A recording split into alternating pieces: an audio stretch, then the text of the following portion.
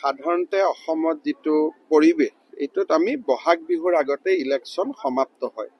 ময়ো নিৰ্বাচনী আয়োগক অনুৰোধ জনাম যাতে অসমৰ নিৰ্বাচন 14 এপ্ৰিলৰ আগতে সমাপ্ত হয়, কাৰণ তেতিয়া মানুহে বিহুটো ভাল কৰি পালন কৰিব পাৰে।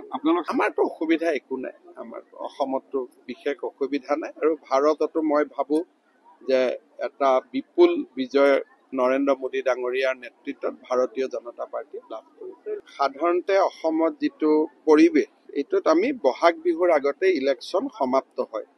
ময়ো নিৰ্বাচনী আয়োগক অনুৰোধ জনাম যাতে অসমৰ নিৰ্বাচন 14 এপ্ৰিলৰ আগতে সমাপ্ত হয়, কাৰণ তেতিয়া মানুহে বিহুটো ভাল কৰি পালন কৰিব পাৰে।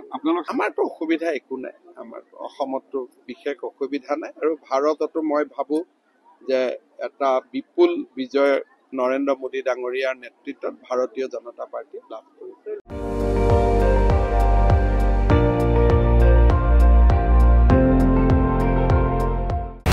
আপুনি চাই আছে ND24, সৰ্বশ্ৰেষ্ঠ নহয় সৰ্বোত্তমৰ দৌৰ।